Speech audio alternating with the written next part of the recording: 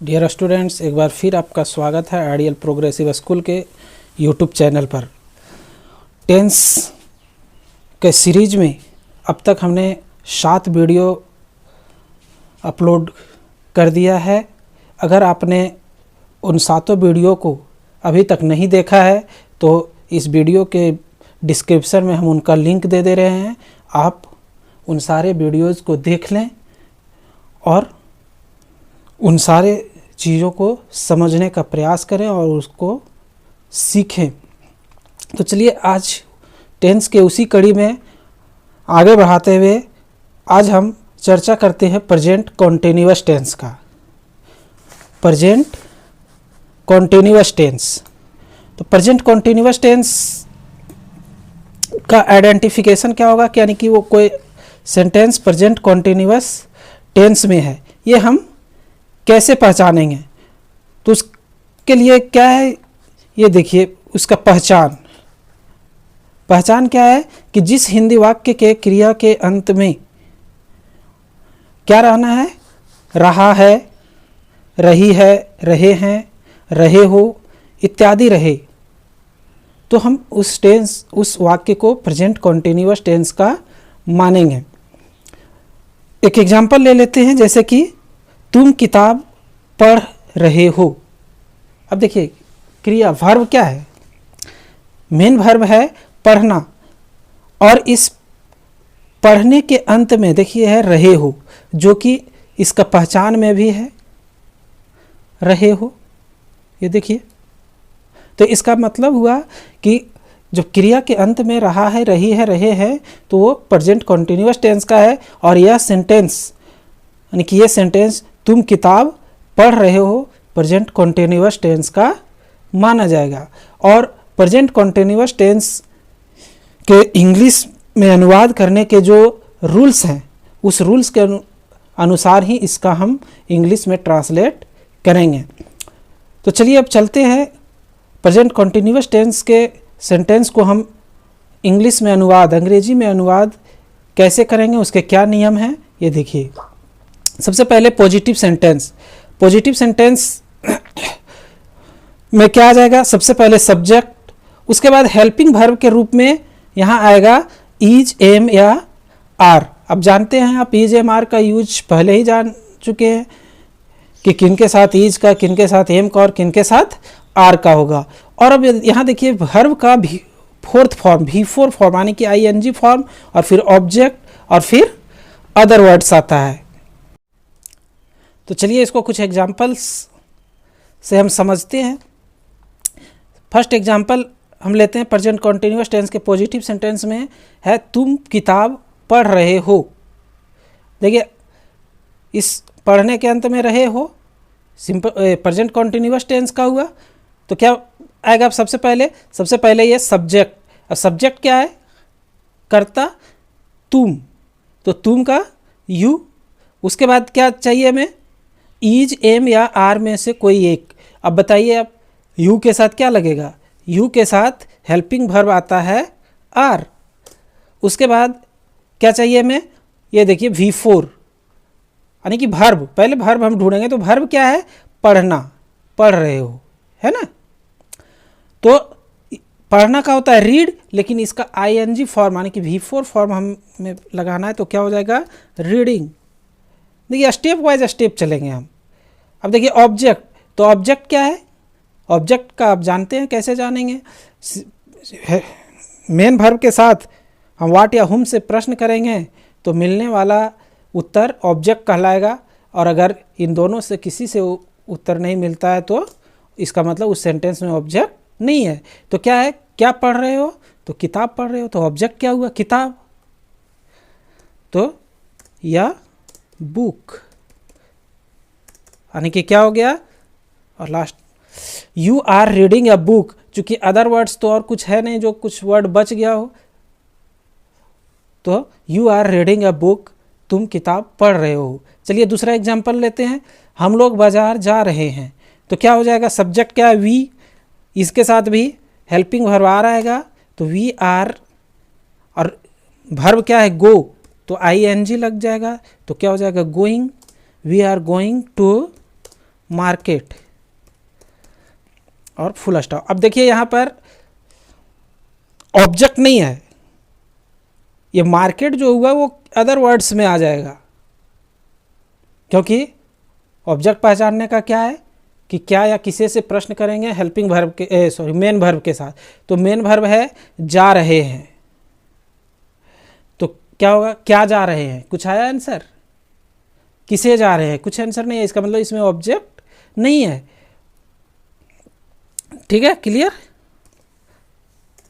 तो इसका हो जाएगा we are going to market. अब चलिए नेगेटिव सेंटेंस का स्ट्रक्चर देखते हैं। Subject plus is am are और फिर नोट लग जाएगा, वही वी फोर ऑब्जेक्ट और अदर वर्ड्स। चलिए एग्जाम्पल लेते हैं। वह नहीं रो रहा है, तो क्या हो जाएगा, वह नहीं रो रहा है। सबसे पहले चाहिए सब्जेक्ट, तो सब्जेक्ट है ही, उसके बाद इज एम आर, ही के साथ क्या आएगा, हिज, सॉरी इज, तो ही इज। उसके बाद ये नेगेटिव सेंटेंस है तो नॉट लगेगा, ही इज नॉट। उसके बाद भर्ब, भर्ब क्या है, रोना, तो रोना का भी फोर, वीप का वीपिंग, तो वह नहीं रो रहा है। अब देखिए, और ना तो इसमें ऑब्जेक्ट है और ना ही अदर वर्ड्स है, तो क्या हो जाएगा, यहीं पर फुल स्टॉप, ये सेंटेंस कंप्लीट। तो क्या हो गया, वह नहीं रो रहा है का ही इज नॉट वीपिंग। चलिए अगला एग्जाम्पल लेते हैं। सीता गणित नहीं पढ़ा रही है।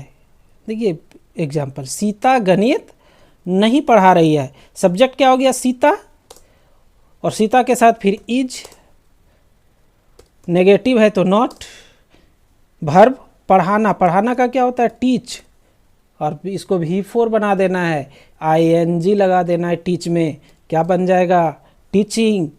और हो गया सीता इज नॉट टीचिंग। अब अभी भी पूरा नहीं हुआ है, फिर क्या चाहिए हमें, ऑब्जेक्ट, तो ऑब्जेक्ट क्या है, क्या नहीं पढ़ा रही है, तो गणित, तो क्या हो जाएगा, mathematics. Sita is not teaching mathematics, other words तो कुछ है नहीं, फुल स्टॉप लग जाएगा। क्लियर है, हम समझते हैं। तो चलिए आगे बढ़ते हैं अगले सेंटेंस की ओर। अगला सेंटेंस प्रेजेंट कॉन्टिन्यूअस टेंस में ही yes no question. Yes no question का ये स्ट्रक्चर देखिए, पहले हेल्पिंग वर्ब, ये तो सभी में होगा, ये बताने की अब आवश्यकता नहीं है कि एस नो कैसे बनाया जाता है, WH क्वेश्चन कैसे बनाया जाता है, नेगेटिव सेंटेंस कैसे बनाया जाता है। अगर आप पॉजिटिव सेंटेंस का स्ट्रक्चर अच्छे तरीके से जानते हैं तो नेगेटिव, एस नो क्वेश्चन और WH क्वेश्चन का स्ट्रक्चर आप भली भांति जान जाएंगे। तो चलिए एग्जाम्पल से समझते हैं। क्या मोहन नदी में तैर रहा है, क्या हो जाएगा, चूंकि सब्जेक्ट है मोहन तो हेल्पिंग वर्ब इज आ जाएगा, तो इज मोहन, और नॉट, तो नॉट लगेगा यहाँ, क्या नॉट नहीं लगेगा, क्योंकि ये जो क्वेश्चन वाला सेंटेंस है उसमें कहीं भी नेगेटिव नहीं है, नहीं का प्रयोग नहीं हुआ है, तो हम यहाँ नॉट नहीं लगाएंगे, आगे बढ़ जाएंगे। भर्ब, भर्ब क्या है, तैरना, तैरना का क्या होता है, स्विम, तो स्विमिंग। तो इज मोहन स्विमिंग, अभी भी सेंटेंस पूरा नहीं हुआ है, तो क्या घट रहा है जी, देखिए आगे ऑब्जेक्ट, तो ऑब्जेक्ट इसमें है ही नहीं कुछ, क्या तैर रहा है, कुछ भी नहीं तैर रहा है, किसे तैर रहा है, किसी को भी नहीं तैर रहा है, लेकिन फिर भी ये नदी में बच गया है, यानी कि अदर वर्ड्स है, तो क्या हो जाएगा, इन द रिवर, और अंत में क्या होगा, यस क्वेश्चन है तो क्वेश्चन मार्क। क्लियर है। अब है, क्या आप गरीबों की मदद नहीं कर रहे हैं, तो क्या हो जाएगा जी, क्या आप, आने वाला सब्जेक्ट क्या है, यू, तो उसके साथ आर लगेगा, तो आर यू, और देखिए ये नेगेटिव भी है तो नॉट भी आएगा जी। उसके बाद वर्ब क्या है, मदद करना, तो हेल्प, लेकिन हेल्प से काम नहीं चलेगा, हमें इसको V4 बनाना है, हेल्पिंग।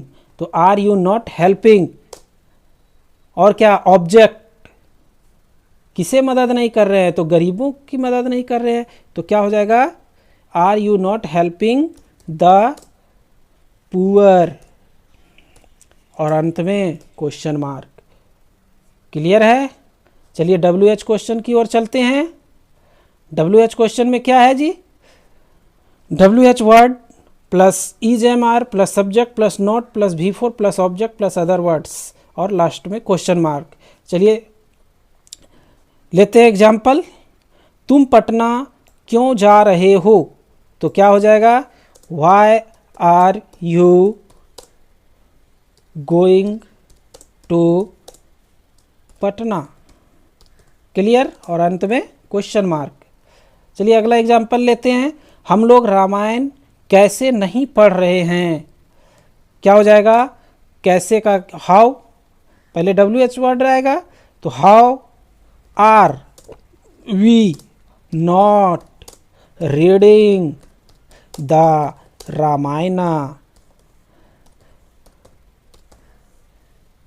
और अंत में क्वेश्चन मार्क। मैं समझता हूँ आपका ये क्लियर हो गया होगा, अच्छी तरीके से आप समझ गए होंगे। अगर एक बार में आपको समझ में नहीं आता है तो इस वीडियो को आप बार बार देखिए, और फिर मैं आपको कहूँगा कि ऑक्सफोर्ड करेंट ट्रांसलेशन से आप इसकी प्रैक्टिस अवश्य ही करें और इसको अच्छे तरीके से सीखने का प्रयास करें। ठीक है, धन्यवाद।